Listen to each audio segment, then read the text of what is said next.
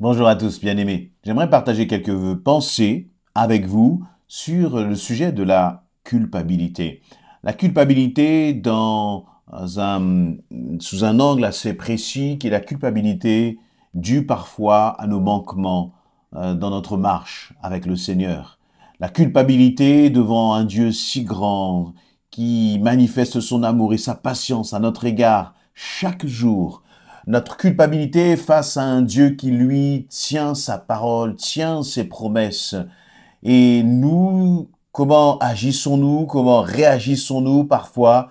Eh bien, parfois, nous sommes dans une forme de médiocrité face à ce Dieu si grand et si puissant qui a tant fait pour nous. Et cela génère des sentiments dans nos cœurs qui rendent parfois même notre vie chrétienne un peu lourde, un peu pesante à cause de cette culpabilité que parfois nous entretenons.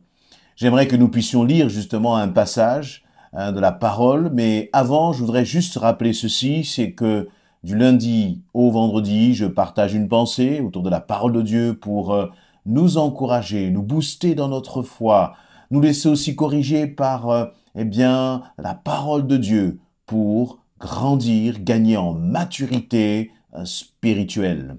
Vous pouvez vous abonner à notre chaîne YouTube, liker les vidéos si elles vous ont fait du bien. Et bien sûr, je vous encourage vivement à laisser un commentaire pour que nous puissions nous bénir aussi les uns les autres. Donc, cette lecture se trouve dans Matthieu chapitre 26, à partir du verset 36. Matthieu 26, 36, nous trouvons là dans le jardin de Gethsémani. Dans ce jardin, c'est un moment assez difficile parce que Jésus vient d'annoncer aux disciples qu'il va mourir sur la croix, qu'il va subir des offenses, il va être blessé, lapidé, mais qu'il va être ressuscité.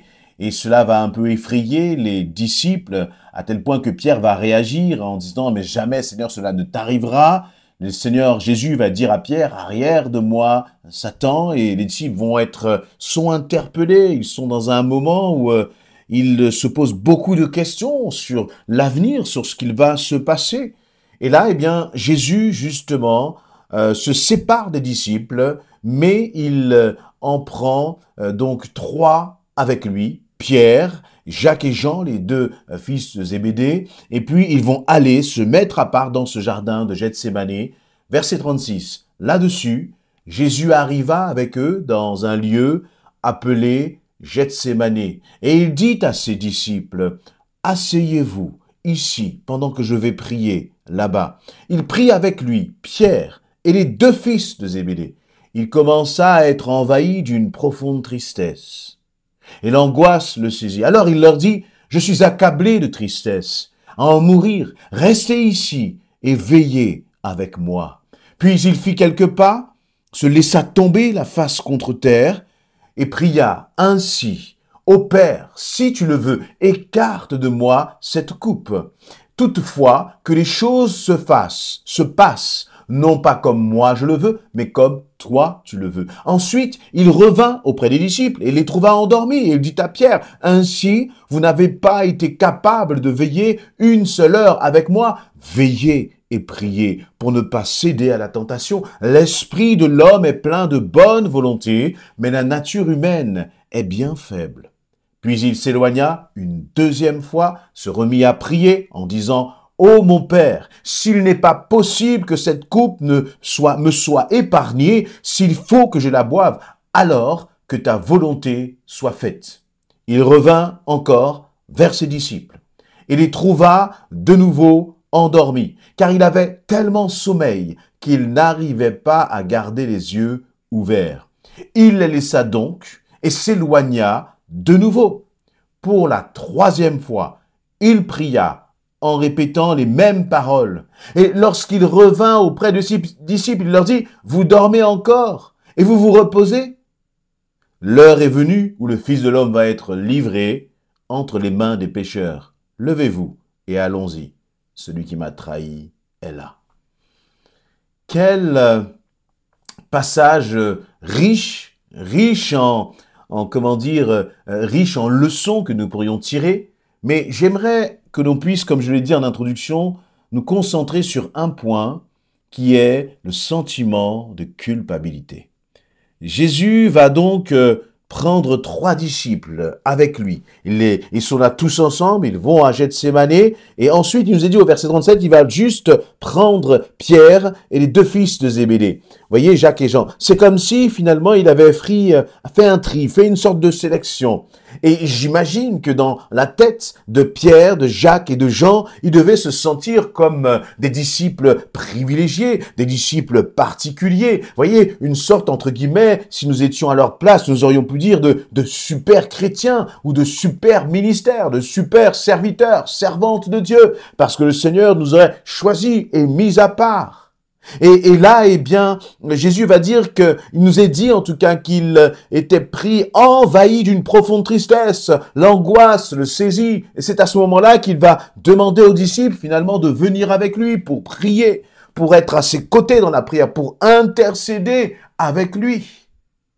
Et peut-être que les autres disciples qui, eux, n'ont pas été sollicités, ils ont regardé avec envie, ils ont peut-être regardé avec jalousie ces 3 disciples. Et donc, ils se sont retirés, donc les 3 disciples, avec Jésus, se sont retirés pour se mettre à part. Et là, eh bien, Jésus a fait quelques pas et il est tombé face contre terre. Tellement la situation était lourde et pesante, tellement il avait besoin de crier à l'Éternel cette détresse, tellement il avait besoin de partager cœur à cœur avec le Père. Mais Jésus avait amené les disciples avec lui, les 3 disciples avec lui, pour que ceux-ci puissent prier, pour qu'ils puissent entrer dans cette dimension de combat spirituel auprès de Jésus. Et Jésus nous est dit, après qu'il ait passé ce temps à prier, il va revenir au verset 40, vers les disciples, et il les a trouvés endormis. Il a dit, Pierre, vous n'avez pas été capable de veiller une seule heure avec moi. N'est-ce pas ce qui parfois nous arrive, à nous qui sommes enfants de Dieu? Nous aimons le Seigneur. Nous levons pour le suivre. Les disciples là dont nous parlons, Pierre, Jacques et Jean et les autres, ils ont tout abandonné pour suivre Jésus-Christ. Mais force est de constater que même en ayant tout abandonné pour suivre Jésus-Christ, cela ne fait pas de nous des hommes et des femmes aux actions parfaites. Cela ne fait pas de nous des hommes et des femmes qui, parfois, eh bien, ne faisons pas ce que nous disons, ou ne faisons pas ce que le Seigneur attend de nous. Et combien de fois cela m'est arrivé? Parfois même, on peut regarder des puissants ministères, on peut regarder de beaux messages, de belles prédications, on peut regarder des cultes où on voit le Seigneur utiliser des ministères de façon puissante. On peut entendre et lire des récits d'hommes, de femmes, de foi qui ont été utilisés dans des moments de réveil, par exemple. Et puis on peut se dire, waouh Seigneur, que ces hommes et ces femmes doivent être consacrés, et c'est la réalité. Et nous devons chercher à marcher dans la consécration. Mais laissez-moi vous dire une chose, c'est que tous ceux qui sont utilisés par le Seigneur, il n'y en a aucun qui soit parfait. D'ailleurs, j'ai même ajouté, on a beau être utilisé par le Seigneur pour faire sa gloire, pour travailler pour son royaume, aucun n'est digne. Je ne suis pas digne. La réalité, c'est que même d'enregistrer cette simple vidéo pour vous encourager, je ne suis pas digne de le faire. Mais ce qui est beau, ce qui est rassurant, ce qui est encourageant, c'est que dans notre indignité, dans ton indignité, Dieu t'aime et il veut utiliser ta vie pour impacter. Et c'est ce que le Seigneur a fait. Puisque ce même Pierre, rappelons-le, il est celui pour lequel Jésus a dit, tu es Pierre et sur cette pierre, je bâtirai mon église. Et lorsque l'on va dans le livre des Actes, Actes chapitre 3, Actes chapitre 2, on voit que c'est Pierre qui, le jour de la Pentecôte, baptisé du Saint-Esprit, va commencer à annoncer l'évangile. Et c'est par sa première prédication, par son premier message, que l'église va naître. C'est ce même Pierre que l'on va voir dans Actes chapitre 3, avec Pierre et Jean, d'ailleurs, lorsqu'ils vont monter au temple vers la 3e heure, qui vont parler à ce paralytique qui est en train de mendier sur le bord de la route. Et Pierre va là opérer un miracle par la puissance du Saint-Esprit sur cet homme. Il va dire, lève-toi, il va le tirer, et cet homme va se lever, va marcher. Quel miracle merveilleux! C'est ce même Pierre donc qui a été utilisé par la suite. Eh bien, c'est ce même Pierre qui lorsque Jésus attendait de lui qu'il puisse prier, eh bien c'est ce même Pierre qui s'est endormi,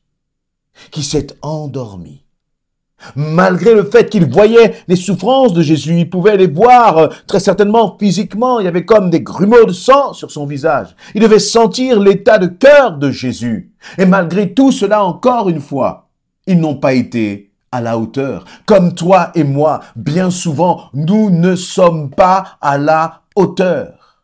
Et c'est bon toujours de réaliser que même lorsque le Seigneur nous utilise d'une façon puissante, eh bien c'est lui qui le fait. Et toute la gloire lui revient.